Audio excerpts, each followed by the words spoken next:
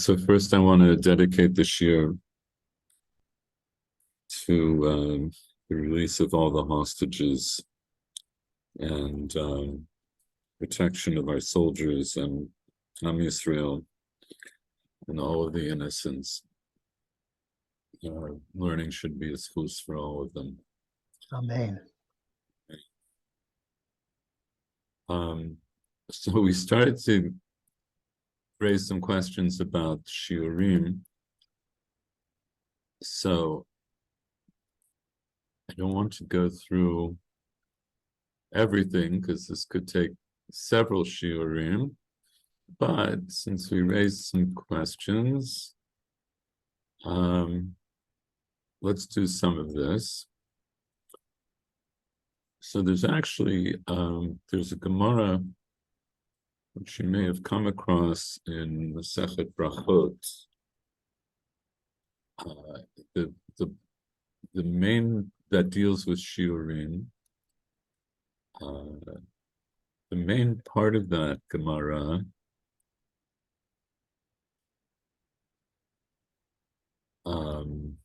we also see in the Masechet Eruvin.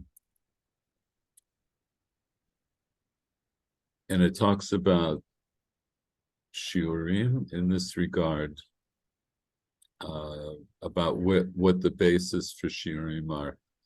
So last week, Paul asked, like, are they d'oraita? Are they d'Rabbanan? It's actually it's a very interesting issue, because we have a Gemara that says that shiurim are d'oraita, and then we have other indications that they're d'Rabbanan. There's also an indication that they're halacham of the Moshe Sinai. We're going to look at some of those. We'll look at some of those sources, and also if I'm slow today, I'm sorry again. I'm very tired, so it might just take me a moment. But there's a Gemara here on the Mishnah that talks about this Mishnah here. Oh, here's Paul.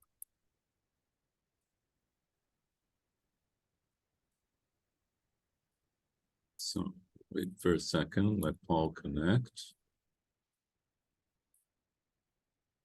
And Michael Werner told me he's not sure if he's coming tonight, so maybe he'll come, maybe he won't. Let's just see if Paul is going to connect.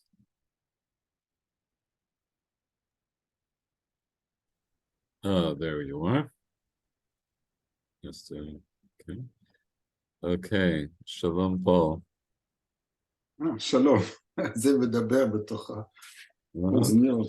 Oh, and here's Michael Warner. Okay, everybody's coming in a little bit late as usual, but all right, all right. So Paul, I'll just tell you that I'm going to dedicate at least the first part of the shir, might be the whole shir, to shiurim. Last week, and hello, Michael Werner. Thanks for joining us. Last week, you asked a question about whether the shiurim are d'oraita or they're d'Rabbanan. I was just telling you. שיעורים, not the שיעור. Okay, the שיעורים. Shiurim. Midot Chazal. מידות, כן, כן, כן. So last week you were asking, are they d'oraita or are they d'Rabbanan? And I hesitated to answer. There are different sources that indicate different things about this, and there are different ways of putting them together. I think for now, because I did want to touch on this, and also in a couple more dapim, we're going to come across a Gemara that also deals with a concept in shiurim. So we'll wait till then to do that particular Gemara, but for today, I'm going to look at a couple of 2 or 3 sources, and then look at the Aruch HaShulchan. The 2 things that I want to try to cover are what are the bases, what is the basis for shiurim? That is it dioraita? Is it Rabbanan? Is it halacha l'Moshe miSinai? And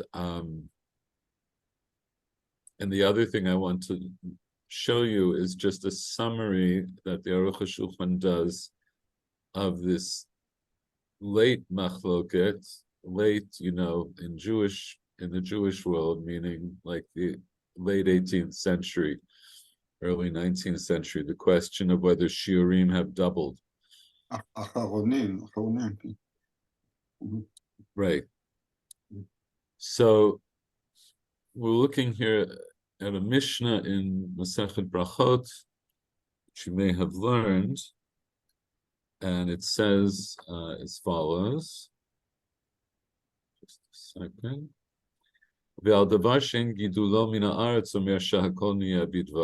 Okay, so here this is Masechet Brachot. It's talking about brachot that you say on different things. So things that didn't grow from the ground, the bracha that you say over them is shakol niya bidvaro. Ahachometz al novlot ve'al govai omer shakol niya bidvaro. Rabbi Yehuda omer kol shehu min klala in mevarchin alav. Okay, so I'm going to leave that because I mainly want to get to the second part of the Mishnah. Hayu lefanav minin harbeg. Rabbi Yehuda omer im yesh beinehem min shiva alav hu mevarech. Okay, so we're familiar, I am assuming, with this issue. If you're not washing for bread, so if you wash for bread, then everything you have in the meal is included in the bracha of hamotzi, except if you drink wine, in which case you say a separate bracha for wine. But what if you have in front of you some nuts and some raisins and some pomegranates and some olives? So what's the order in which you say brachot? So here we have a machloket between Rabbi Yehuda and the Chachamim. Rabbi Yehuda says, Im yesh b'neihen min shiva alav hu mivarech. Okay, so if you have one of the shivat minim in front of you, that's what you say a blessing on first, and then you would say it. So let's say you have in front of you zaitim and bread, and zaitim and cheese. Okay, so cheese, we'll understand from the first part of the Mishnah, is shahakol niya bidvaro. So it's not at all included in the list of things that are indicated in the Torah. So of course you'll say the bracha first on zaitim. And Chachamim say mevarech aleis mehen shiyutzeh. The Chachamim say it goes according to what you want. In other words, you're going to make a blessing based on your personal preference of what it is you want to eat first. So the Gemara a little bit later on discusses this Mishnah. Yulefanav minin harbe v'chuli amar ula machloket b'shebirchotehen shavot. The Rabbi Yehuda savar min shiva adif. Rabbanan savri min chaviv adif. So Ula says the machoket between Rabbi Yehuda and the Chachamim is when the brachot that you're going to say are the same, where Rabbi Yehuda says min shiva adif and Rabbanan savri min chaviv adif. So let's say if you have in front of you grapes and apples.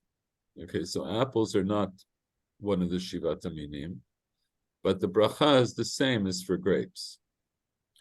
So Rabbi Yehuda says, according to Ula, Rabbi Yehuda says min shiva adif. So you're going to say the bracha first on the grapes. And Rabbanan savri min chaviv adif. He says the Rabbanan hold that you're going to say the bracha first on the thing that you want to eat. So if that's apples, in other words, if the apples are chaviv alecha, right? That those are the things that you want to eat more, or you like them more. So that's what you should say the bracha on first. But if their brachot are not the same, divrei hakol mevarech al zeh v'chozer mevarech al zeh. If the brachot are not the same, then everybody holds that first you say a bracha on one, and then you say a bracha on the other. Just a sec.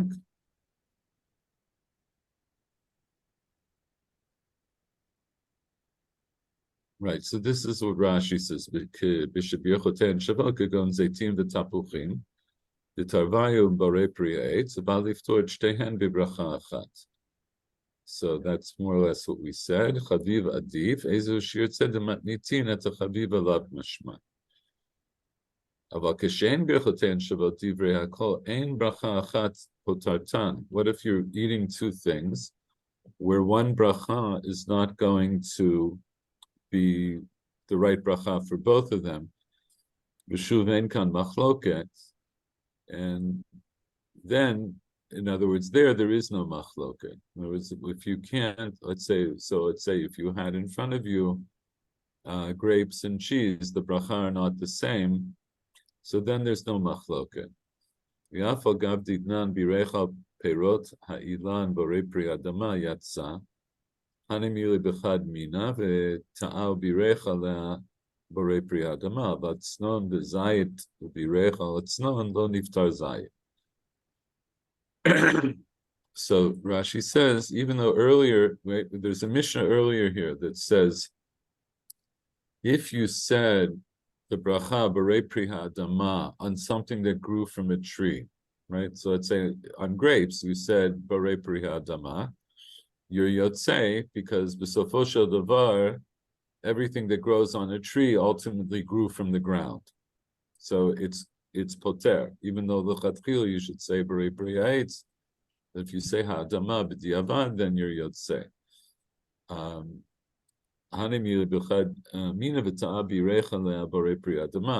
So that's when you made a mistake.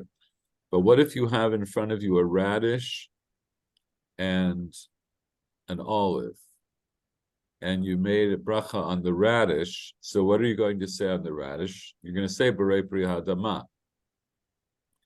So that's not poter the zayit, okay? Because there it was specific for the tznon.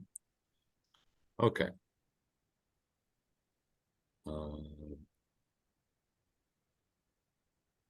Meitive, right? So the Gemara brings this up. Hayuf and stone v'zayid mevarecha tznon poter to zayid. We have a brayta that says that's not true. What if you have in front of you a radish and an olive? You make a blessing on the radish, and that exempts you from making a blessing on the olive. So how does that work? And we just said that's not the case. So what are we talking about here? Kishatznon ikar. That's where the tznon is the main thing. In other words, mainly you're eating. That's the main object of your meal, is to eat the radish. You have like a radish salad, and you had some olives on the side. So then it's different. So then when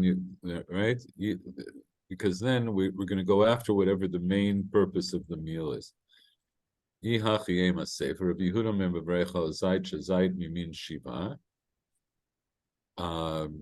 What about Rabbi Yehuda says at the end? He says you should say a blessing on. He says you should say a blessing on the zayit, because the zayit is one of the shivata minim. Let lay Rabbi Yehuda haditnan. Doesn't Rabbi Yehuda hold that which we learned?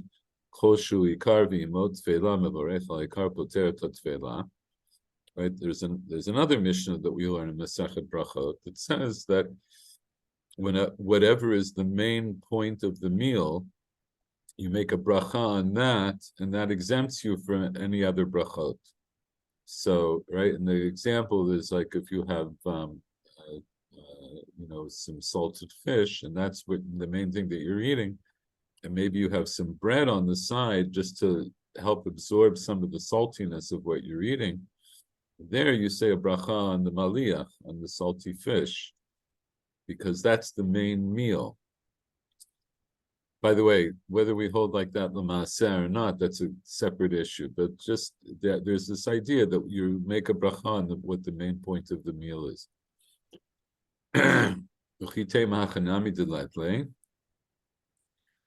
Maybe you say he doesn't hold like that. Rabbi Yehuda doesn't hold like that. V'hatanya, we learn in the Braita, Rabbi Yehuda omer, im mechamat tznon ba'hazayit, v'varecha tznon u'poter et hazayit. If the olive is there because of the radish, he says this explicitly. In other words, if you're only eating the olives because you're eating the radish, then you make a bracha on the radish, and then you don't have to make a bracha on the olive. So the Gemara says, "Olam bitznoni karaskinan v'chi plige Rabbi Yehuda v'Rabbanan b'milta achrite plige." So he said, the Gemara says, okay, the truth is, yes, we're always in this discussion, we're dealing in a case where the radish is the main thing. And what's the machloket between Rabbi Yehuda and the Rabbanan that we saw in the Mishnah? It's taught, they're arguing about something else. And there's something missing from the Mishnah, and this is how you have to learn it. Or actually from the Braita. So it should read like this. If he had in front of him a radish and an olive, so that's the part we saw, right? That if you have in front of you to eat both a radish and an olive, you make a bracha on the radish, and that exempts you from making a bracha on the olive. But when do we say that? When the radish is the main point of the meal. But if the radish is not the main part of the meal or point of the meal, then everybody holds that first you'll make a bracha on this. In other words, you would make a bracha first on the zayit, because you make ha'etz first, and then you'll make a bracha on the tznon, which is hadama. And two different types of foods that have the same bracha,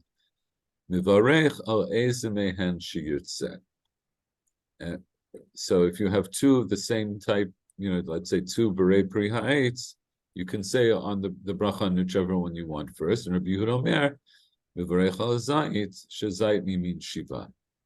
There, and Rabbi Yehuda says, no, if you have two of the same bracha, then you say first from shiva taminim. Okay, so why did I do all of that? It's not immediately about shiurim, but it'll get into it. Pligi ba Rabbi Ami Rabbi Yitzchak Nafcha. Chadamar machloket b'shibirchotein shavot. Okay, so now we're going to go into this a little bit more. So Rabbi Ami and Rabbi Yitzchak Nafcha argued about this, that one said the machloket between the Rabbi Yehuda and the Chachamim is dafka when the brachot are going to be the same, when you're eating two things that you'll say the same bracha for. The Rabbi Yehuda savar min shiva adif, Rabbanan savri min chaviv adif. Rabbi Yehuda says you're always going to make the bracha first on whatever is from Shivata Minim. The Rabbanan hold that when the brachot are the same, you go after the one that you like better, right? The main one you want to eat.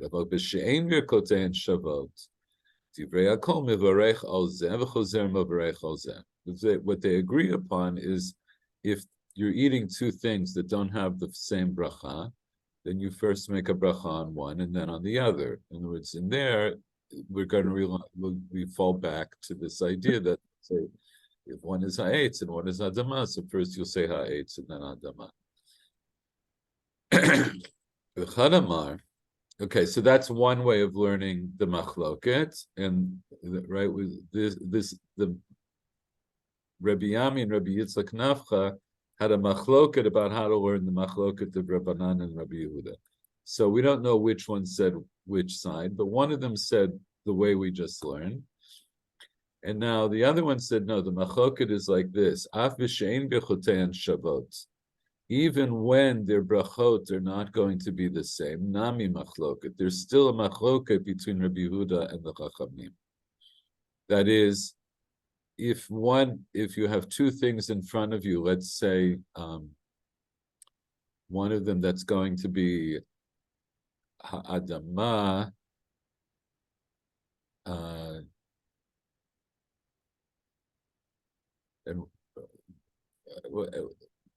even when the brachot are not the same, you're going to have a machloket.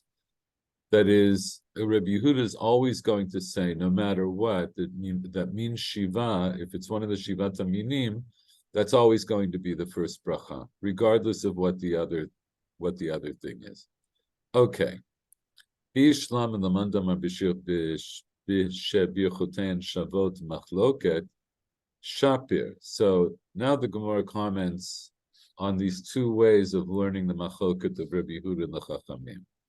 Okay, so the one who says that the machloket is when the brachot are the same, shapir. So we see that works out. I can understand that machloket. That's where I say, let's say if I have zaitim and tapuchim, Rabbi Yehuda says it's always going to be zaitim first. Chachamim will say, if you like the tapuchim better, you'll do tapuchim first. Okay, so that's fine. But my pligi. So then, what's their machloket? Amar Rabbi Yirmiyah lahakdim. So Rabbi Yirmiyah says that means the machloket is going to tell you which one you do first. The Amar Rabbi Yosef v'itema Rabbi Yitzchak kol hamukdam b'pasuk zeh mukdam livracha. The idea is that the Shivat Aminim, the pasuk of Shivat Aminim, Eretz Vital Sarah, which we'll quote in a second, is not just a listing of the Shivat Aminim, but it also tells you the order in which you should say the brachot. So if you have in front of you Chita, Sorah, Gefen, Teinav, Rimon, Zayit, and Dvash, which is Tamar,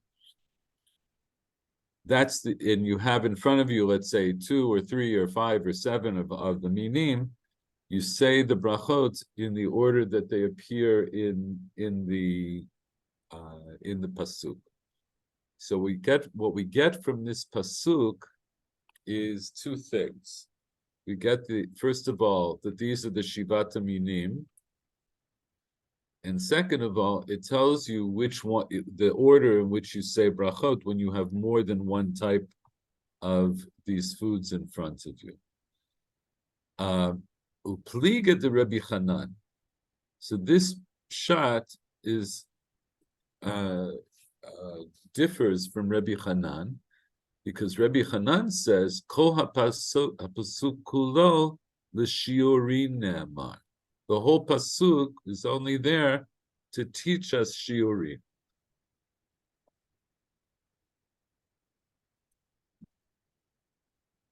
So this is where we see this idea that we learn out shiurim from the Torah. This is where we get the idea that we learn out shiurim from the Torah is from the pasuk of Shivat Aminim. How do we do that? And he goes on to say, Chita didnan. So for what purpose is Chita a shiur? Because we learn in the Mishnah, Nichnas Bayta Menuga. This is a Mishnah Nigayim. Somebody who goes into a house that was Menuga, right? That had nega. V'kelav al ktefav, and his clothes are on his back, or on his shoulders. V'sandalav, v'tabotav, biyadav. In other words, he's dressed and he's wearing jewelry and whatever. Hu v'hein tamein miyad. They become tamei immediately upon entering the house. Both he and whatever he's wearing become tamei when he enters the house. Hayalavush kelav v'sandalav b'raglav. I'm sorry, in the first instance, Kelavo Ktefa, he's not wearing the clothes, they're just draped on him. And he's holding these other things. He's not wearing his clothes, but he's holding them or they're draped on him. In that case, everything becomes tameh immediately. But if he was wearing his clothes and he was wearing his shoes and he was wearing the rings, hu tameh miyad, he becomes tameh immediately. Vehein tahorin, and they're tahor ad sheyishaher b'chtei achilat pras. Yes, all the things that he's wearing become tameh after time, the time it takes to eat a pras. And what's that? Pat chitin velo pat seorin. It's the time it takes to eat a pras of wheat bread as opposed to barley bread. Mesav ochlan beliftat. The time it would take for him to sit and eat a pras of wheat bread with some relish, with something, that you eat bread with. So what's the idea? What's the difference between pat chitin and pat seorin? I don't know if any of you have ever had barley bread. I mean, it's denser. It takes longer to eat, presumably. Exactly, right? Pat seorin is a dense bread. It was considered, it's a more coarse bread, and it takes longer to eat. So what are we measuring with chita? We're measuring kedei achilat pras is based on a measure of wheat bread as opposed to barley bread. So that's the chita of the pasuk Eretz Chita Osora that teaches us the shiur of achilat pras. And what about Sora? And so this is what we saw in our Gemara. Didnan etzem kisora mitamei b'magal v'masa. So it's a mission ohalot that a bone from a human body that's the size of a barley corn is mitamei b'magal v'masa. It's mitamei by touching or by carrying. In other words, even if you don't touch it, right? Masa is when you carry something and you could have the intermediary, let's say, of your shirt or whatever. You're not touching it, but if you're carrying it, if the weight of it is upon you, even if it's just the weight of a barley corn, that's mitameh. Ve'eno mitameh ba'ohel. It's not mitameh ba'ohel. That is, if you walk into an ohel that has etzem kesora of a mate, that's not mitameh. Okay.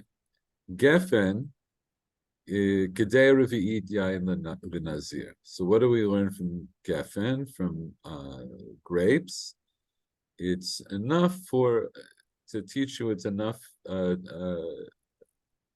not that it's the size of a revi'it of wine that's asur for a nazir to drink.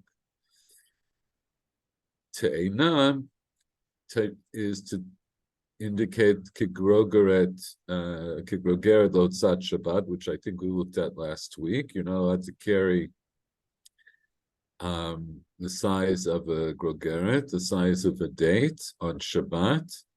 Rimon, we saw last week, Kedinan kol klei bale batim shiuran karimonim, right? That the size, the hole in a kli, if of a balabait, as opposed to a professional, if it's the size of a pomegranate, then it's tahor. Eretz zeit shemen, amar Rabbi Yossi. So what do you learn from zeit shemen? Rabbi Yossi, Rabbi Chanina, eretz shekol shiureha kazeitim. It's a land where all of its shiurim are the size of olives. So Gemara interjects, Kol shiurei salkadatach v'hayika hanach damran. What do you mean all of the shiurim? We just mentioned several that are not kazait. Ela eretz shirov shiurei kazeitim. It's a land that most of its shiurim are kazeitim. Right? So the idea is that kazait, achilat kazait, it's really about achila, right? That the most isurei Torah are asur b'kazait. And that seems to be what it's referring to. And dvash, of course, dvash is dvash tamarim. So that's kikotevet hagasa b'yom kippurim. That indicates the kotevet hagasa that we learn on Yom Kippurim. V'idach hani shiurim behed yamik tivi el midrabanan akra asmach debalma.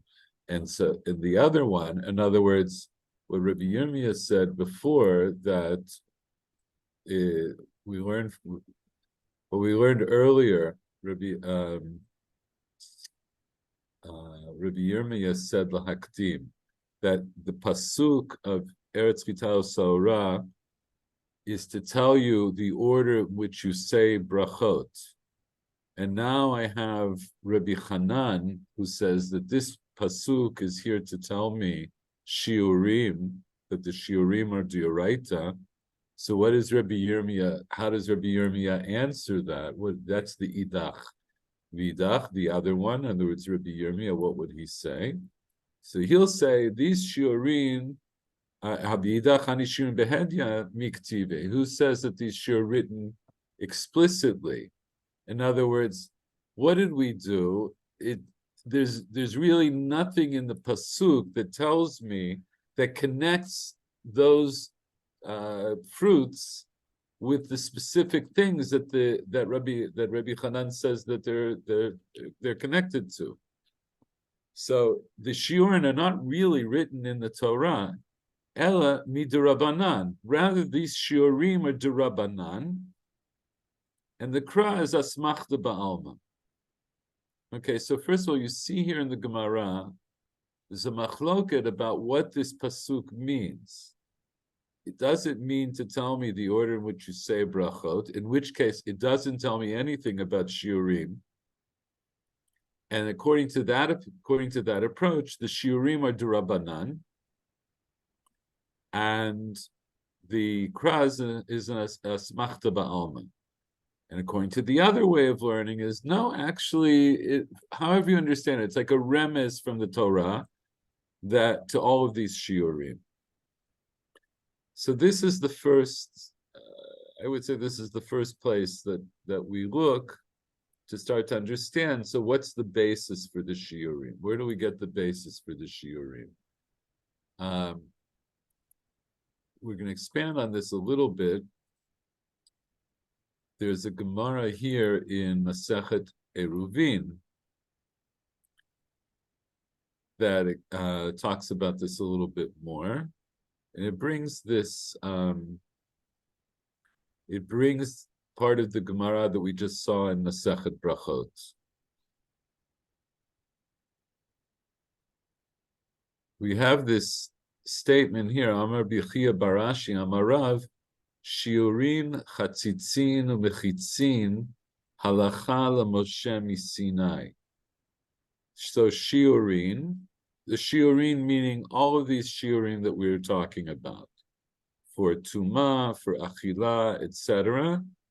They're halacha l'Moshe misinai. Chatzitzin are, it's a different. These are three different categories of halacha. Shiurim, chatzitzin are the idea that things can be chotzeitz, right? That can block when you go in a mikvah, you have to go without a chatzitza. So the idea of chatzitza is also halacha l'Moshe misinai, and mechitzin and those are mechitzot, let's say, for determining a sukkah or a reshut of some sort, the shiurim, the size of the mechitza and so forth.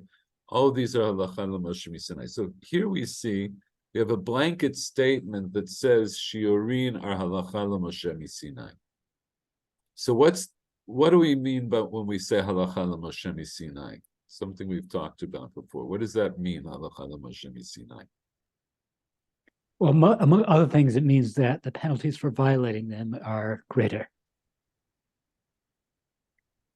Greater than what? Oh, then, oh, no, yeah, okay. If it's, what does it mean, okay, halacha l'Moshe misinai? Oh, it means it's Doraita, no?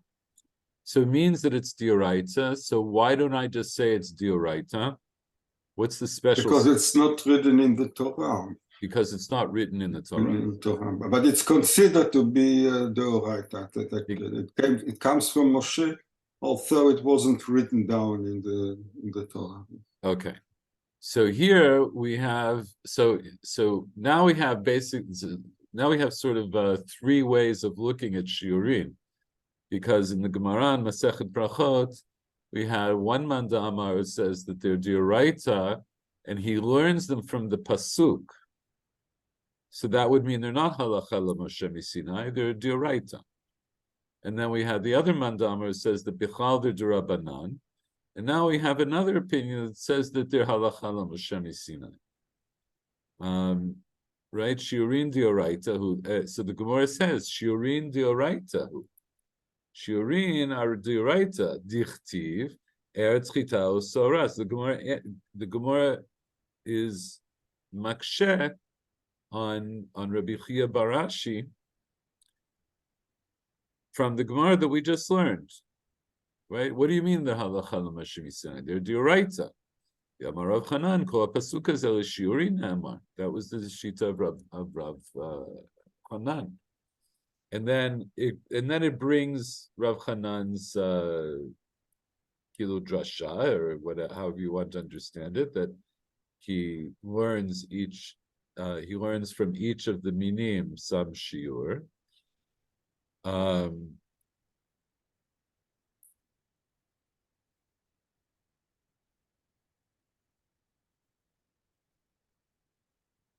So the Gemara says, "V'tizbara shiurin michtav k'tive, ela hilchataninhu v'asmachinhu rabbanan akrai."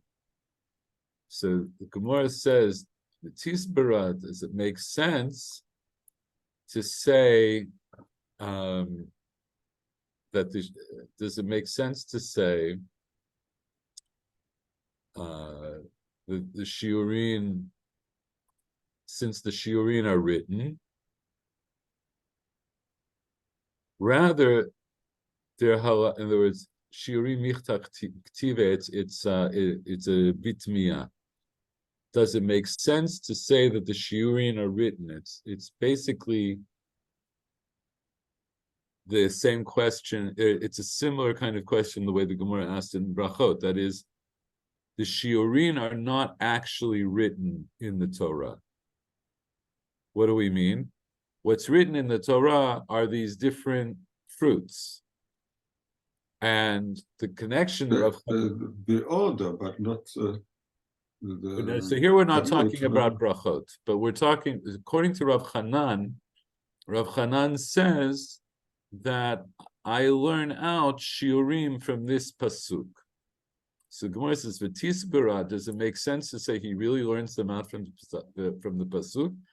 Shiurin michtav k'tive, are the shiurin actually written? In other words, the size, you could say, okay, the sizes are written, but it doesn't tell us what they're for, right? It just says chita, sora, gefen, etc. It just tells us those things, but everything that Rav Hanan says that they mean, that's not written in the Torah.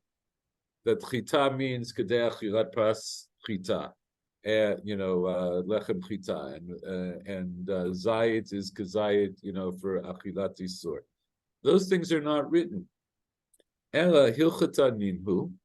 So rather, even according to this, it sounds like what the Gemara is saying is that even according to Rav Hanan, who says that we learn out the shiurim from the pasuk, he doesn't mean that we literally learn them out from the pasuk, but rather hilchata ninhu, they're halacha, and hilchata in this context means halacha l'Moshe Sinai.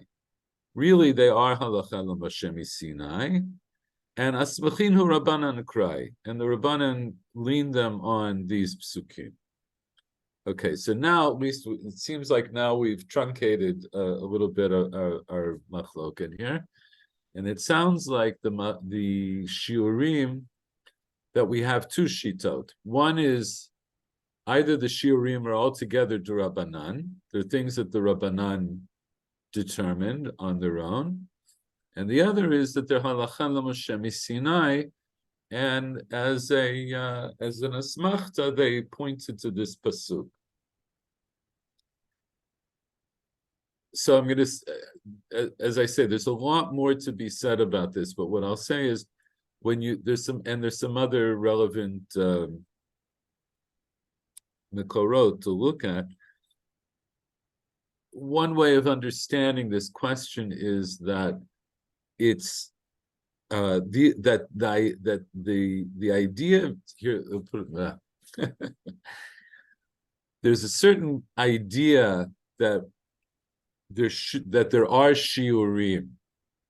And what do I mean by that? So if you remember at the very beginning of the Gemara and Masechet Yoma, we had a machloket, right, between Rabbi Yochanan and Reish Lakish about Chatzi Shiur.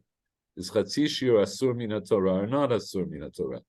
But even according to Reish Lakish, who holds that Chatzi Shiur is not asur min Torah, he still is modeh that there's a shiur. In other words, there's a shiur less than which you're not chayav, right?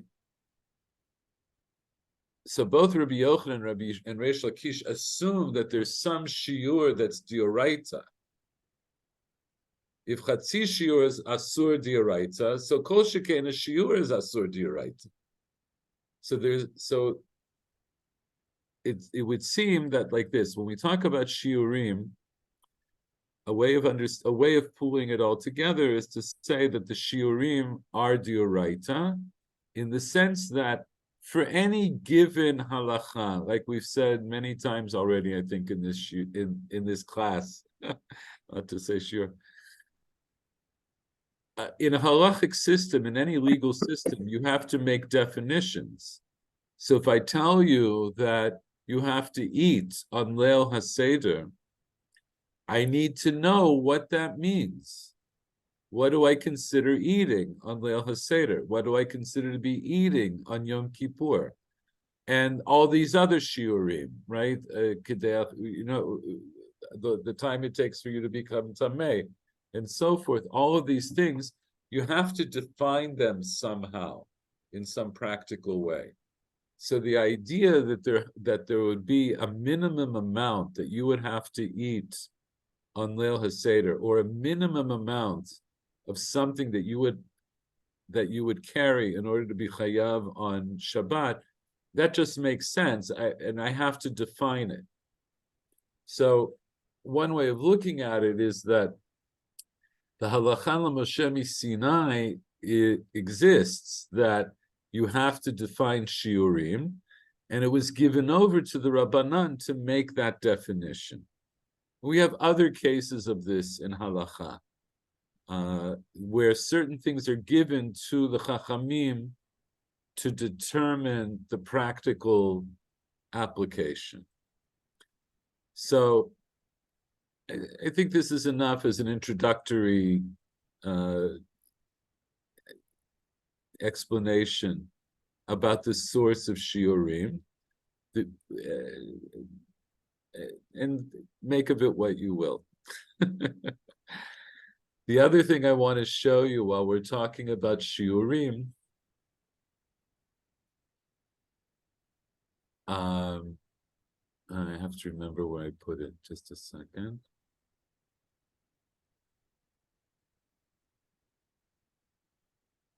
So I just wanted to give you a little bit of insight into this question about how shiurim got so big, according to some poskim. I think let's look at this, and then that might be our whole shiur for today. The Aruch HaShulchan brings this up in a few places. So we saw, I think last week, where he mentions this when he's in the Siman in Hilchot Pesach that talks about what a kazayit is, how much a kazayit is for eating matzah on Leil HaSeder. And there he mentions that I talk about in other places that there's some people who say that shiurim are doubled now, and that medaktakim, right, people who are very careful in their mitzvot, are people who will eat these doubled shiurim, but he personally doesn't hold by it. And where he really talks about it is over here in Hilchot Chala. And this has to do with how big your dough has to be in order to be chayav chala, to be mafrish chala from a dough, it has to be a certain minimum size. Now, as fascinating as this is, I'm not going to go through all of those halachot, even though it's also practical halacha if you happen to make bread. But what I'll tell you is this is one of the places where shiurim is discussed. So the Aruch HaShulchan here quotes the Ramah. He says, "Zeh lashon Rabbeinu HaRamah, kli hamachzik eser etzbaot al eser etzbaot meruba'im berum shalosh etzbaot u'tshi'it etzba b'kiruv hu shiur hachala." So the Ramah says, how big of do you need for the Isad to be? It has to be 10 fingers. Let's assume that our fingers are the fingers that we're talking about. So it has to be 10 fingers by 10 fingers, so it's 10 square fingers. That's 3 1/9 fingers high, about the kiruv. That's the volume that you would need. That's the shiur for challah. V'chein midah sheyesh ba zayin etzbaot pachot beit shi'it etzba al zayin pachot beit shi'it berom sheva etzbaot pachot beit shi'it etzba hu ha'omer. Right, so that's the shiur for the omer. V'chol ha'etzbaot elu heim rochav godel shel yad. The etzbaot that we're talking about here are the width of your thumb. Okay, so the Ramah is laying out the shiur for challah. So now the Aruch HaShulchan says, "V'da shechan min hagdolim here, ish ha'olam." One of the gedolim made a big noise in the world. Al shnei hashiurim shenit ba'aru. On these two shiurim that were explained, shemadad shiur chala bechli b'midad eitz ba'ayim, madad b'shiur habeitzin shenit ba'aru. We didn't look at the shiur beitzim. That's earlier in here, and I'll just show you. We won't go through the whole thing. Ketzad yishe'er. If you fill up a kli with 43 beitzim, and there's space between them, so you have to fill up the kli with water, and then you pour out the water to another kli, and then you take the first 43, and it basically tells you how to measure 43 beitzim. Okay, so there's a way of measuring 43 beitzim. So that's one way of making the measure. And the other way of making the measure is to, imagine a box that's 10 by 10 etzbaot, al rom 3 1/9 etzbaot. So what's the... As I'm understanding the first measure of beitzim, it's based on the whole idea of volume being equal to the volume of water that it displaces. Am I understanding that right?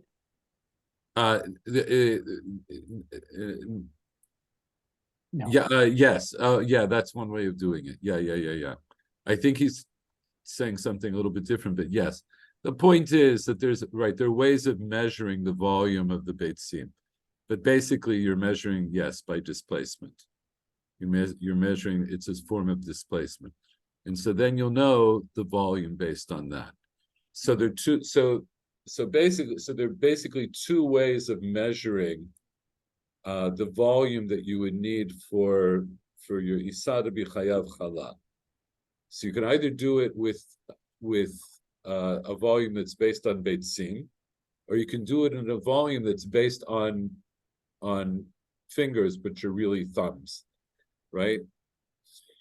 So he says, so one of the gedolim shook up the world, right? He made a big noise, because what did he do? So he actually sat down and he made the two measurements. right? Shemadad shiur chala b'chli b'midat ha'etzba'im, umadad b'shiur ha'beitzim shenitbaru, v'havimechsa mikfi midat ha'etzba'im. When he sat down and made these measurements, so he did one measuring with the fingers and one measuring with the eggs, and it turns out that the one with the eggs was half the size of the measure that he measured with his fingers. Then it forces you to say one of two things. Oh, שהאצבעות שלנו כפליים ברוחבן מהאצבעות שלהם, right? Either our fingers are twice as wide as the fingers of Chazal, וזה אי אפשר. That's impossible. Sharei, and this is interesting, he says, Sharei hadorot mitma'atim v'hochim, because we're getting smaller as the generations go on. That was an assumption that he made. Right? So that's the other possibility. The other possibility is that the eggs got smaller, that the eggs are half as big as the eggs of Chazal.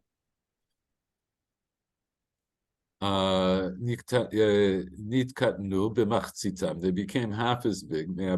should be mechach me'ashas. Kol hashiorim shel Torah. So, according to that approach, all of the shiurim of the Torah, kemo, kazayit matzah b'pesach u'marur, v'shiur revi'it l'kiddush u'lahavdalah, v'arba kosot. Right, so these shiurim of kazayit and revi'it, the lefi hashiurim hem beitza u'mechza, u'kazayit hu chatzi beitza, right? So according to the way we understood until now, that revi'it is 1.5 beitzim, and a kazayit is a half of a beitzah. We saw last week it's a machloket rishonim if it's a half of a beitzah or a third of a beitzah, but let's say it's a half a beitzah. So now it's a richata lekoflam, kazayit kebeitzah, revi'it kegimel beitzim. So if that's true, that our beitzim are half as big as they were in the time of Chazal, so now we have to double everything. So if in the time of Chazal, a kazayit was a half of a beitzah, so now I have to say that a kazayit is a beitzah. And if a revi'it was 1.5 beitzim, now I have to say it's 3 beitzim. And this is how you get the doubling of, basically, this is how you get the doubling of shiurim. The shamanu, Sort of a practical question. sure. In fact, human bodies have been getting larger as nutrition has improved. Does that have implications for shiurim? So it's a good question. And that's why I say that the tzlach, right? So this is the tzlach. He's quoting here the tzlach. The tzlach is the Tzion LeNefesh Chaya, Tziyun LeNefesh Chaya, which is the Perush of Rabbi Yehuda Landau on different Masechtot of Shas, including Pesachim. And this is where I first encountered this whole Shita when I was learning Pesachim, long time ago. So the tzlach took it as a matter of fact that the dorot are hochinu mitma'atin. So the question is, what if we see that that's not true? It could be that if you had presented the tzlach with archaeological evidence, he might have said differently, but I'm going to leave your question aside, even though it's a completely reasonable observation. Because for the purposes of our discussion, what I mainly want to focus on is how these Gedolim understood this to be a problem. So let's just remember that the basic problem is that there are 2 ways of measuring the shiur of challah, right? And one was with based on eggs, the size of eggs, and one was based on the size of our fingers, basically our thumbs. And they don't match up. And so, since the tzlach couldn't get them to match up, he proposed that that what would make sense is to say that the beitzim that we have today are half as big.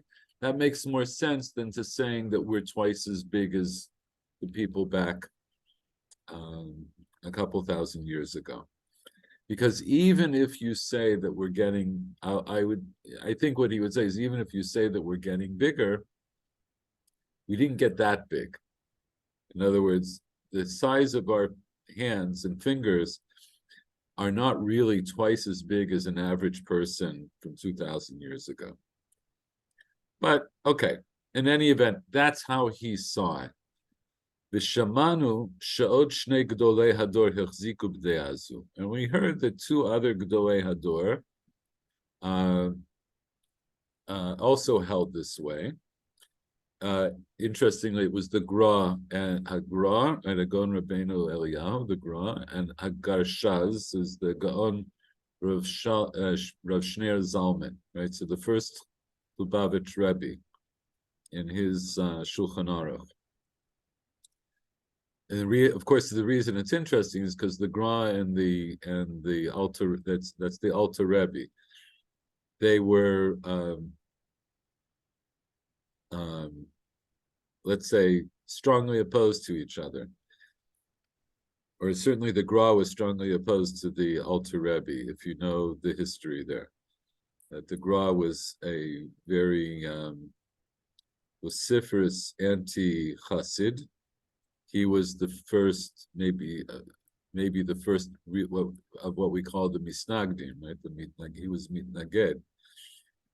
In any event, nonetheless, they both agreed on this on this topic. They both agreed about this, that shiurim should be twice what we think. V'od hayom hamedakti. So the Aruch HaShulchan continues and he says, and until this day, or right, people who are medaktik,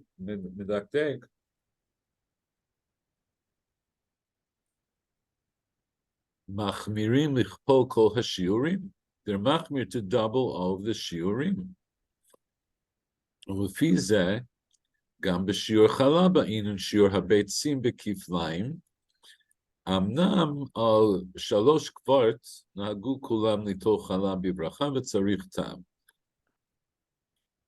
According to this shita, where for shiur chala you would need to double the size of the beitzim, right? So it's going to be double what you thought. He says, nonetheless, people take chala with the bracha. The minhags take chala with the bracha if you have 3 quarts, right? Which is a volumetric measure. And he says we really need to give a reason. That I'm going to leave that aside. That's more a technical thing having to do with chala in particular. But he goes on, Amnam zeh shekatavda beitzim nitkatnu, eino tzarich lekach. So he says, look, what the tzlach says, that it must be that the eggs got small, we don't really need to say that. Dehein emet, b'chol makom v'makom yesh beitzim gedolim uktanim. Because the truth is, wherever you go, in other words, at different places, you'll see that some places the eggs are bigger and some places the eggs are smaller. And this is what we learn in Kelim, which we looked at last week. Right, that was the shita of the Tanakama. The kibetza, the Chazal said, were not big, they were not small, they were in between. The hakol lefi da'ato shoroeh. That's what Rabbi Yossi says there. That ultimately it just depends on, right? So the machloket there about you can take, right, that you take a big egg and a little egg and you measure them by displacement, and then you take half of that measure, and that's the measure of an egg. In other words, you find the mean between a big egg and a little egg. Rabbi Yossi says, no, he says, basically it's going to be based on what you observe, what you think is an average size egg. That's that whatever person thinks is an average size egg, that's an average size egg. Ayen sham. Aber bemet, the Aruch HaShulchan goes on to say, Medina lo nishtavu bebeitzim legamre. Says, and the truth is, if you go from one country to another country, the beitzim are not really all the same size. The yesh medinot shetarnagolim shelahem metilim beitzim gedolim. Yesh medinot shemetilot ktanot. Kasher yadanu b'chush. We see that some chickens lay big eggs in some places, and some chickens lay little eggs in other places. We see that through our own senses. Shezeh erech shoshim shana shuva, and it's about 30 years. He brings an actual example. They brought into our country chickens from far away. Praisisa o Galansky. These were different kinds of chickens. I didn't follow this up to see if I could find out more about them. I don't know, the Galansky, maybe they're from Galicia, I don't know.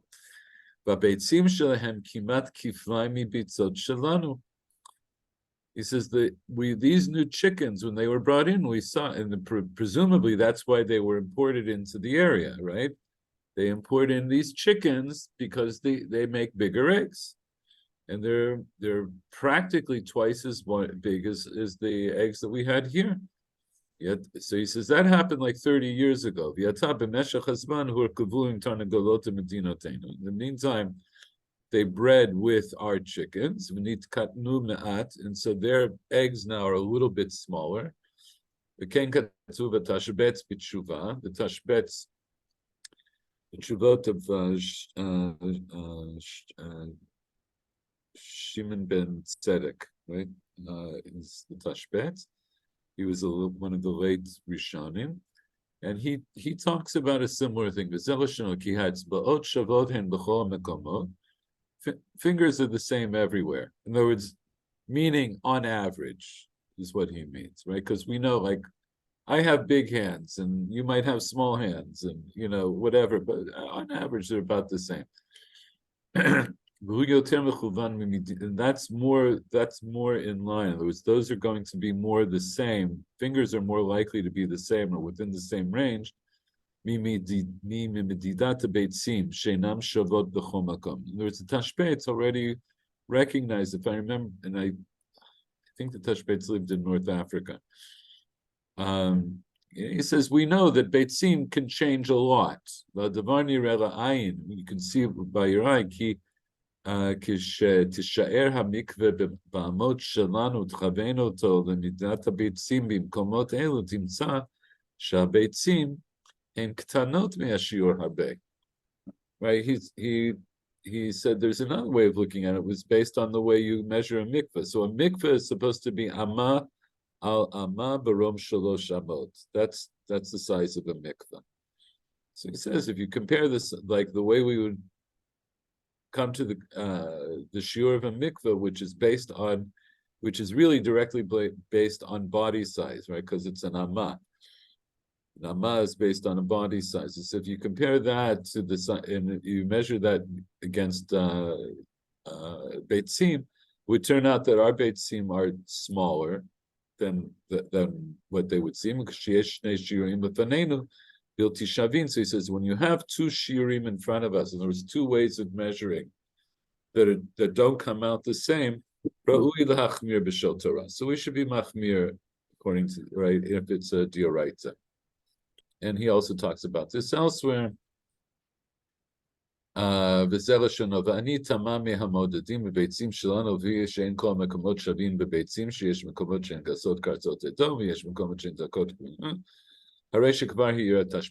so he says, what the Tzlach and the Gran and the Alter Rebbe bring up, the truth is, a few hundred years before, the Tashbet's already noticed this problem. So, so he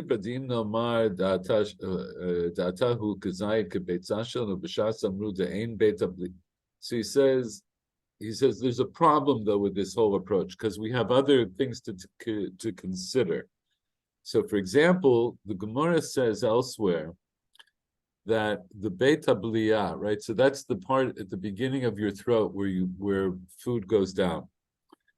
That the beta blia doesn't hold more than the size of a chicken egg. And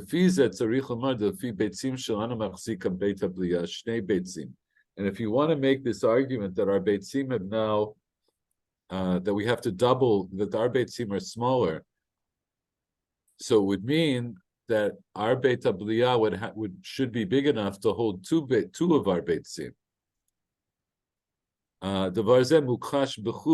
Right? This is contradicted by reality. It's contradicted by what we know to be true. And now we come to what Michael Werner brought up. Maybe you'll say that maybe it was the other way around. Maybe in the time of the Gemara, the time of the Mishnah and the Gemara, that people back then were actually much bigger than we are now. Okay, but that's not true. Right? I'm not going to. We'd have to go through a little bit of Hilchot Mikvah for that. I think people are getting tired, and this is getting a little bit technical. What you see, basically, though, what the Aruch HaShulchan is going to say, is that he doesn't really hold by this idea that the shiurim should be double. And one of the reasons, he brought up is there's a whole system of shiurim that has to work together.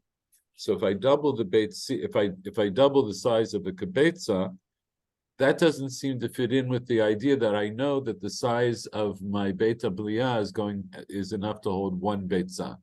And now you're saying it has to hold two beitzim, but I know that's not true. There isn't physically enough room in my throat to do that. So on the whole, he's going to hold that we don't double this size. And there are other ways of understanding what seems to be a contradiction when we make these measurements. And one of the basic ways of understanding it is it's going to be related to this idea of what I think an average size beitzah is.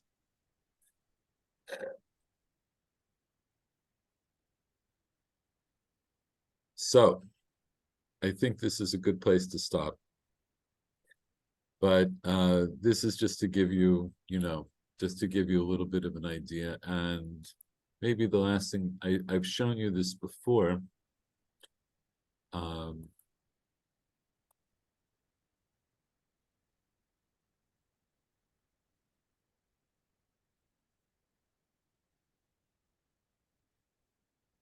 This is just, this is a table that compares different volume sizes according to different shitot. And we have the shita according to the Rambam, according to Rav Chaim, Avraham Chaim Naeh, Rav Naeh, who was a 20th century posek I mentioned. The Igros Moshe is Rav Moshe Feinstein. The Tzlach we mentioned today is the Tziyum L'Nefesh of Rav Yehuda Landau. We have the Chazon Ish, and we have the Chatam Sofer. And so if we take, a given size, a revi'it, right? So that's how much you're supposed to have, let's say, for making kiddush or for your arba kosot. So you see, we start with, let's say, the minimum, like the smallest shiur would be, according to the Rambam, is 76.4 samak, right? So basically milliliters. And a little bit higher is Rav Chaim Naeh. You come to Rav Moshe, it's almost twice. And then it goes up. You have, these get much bigger. And you get the Chatam Sofer, it's almost 3 times as much. And they're all basing it on, they go through these things very carefully, but they're basing it on essentially this basic problem of measuring etzba'ot against beitzim. So I think that's it.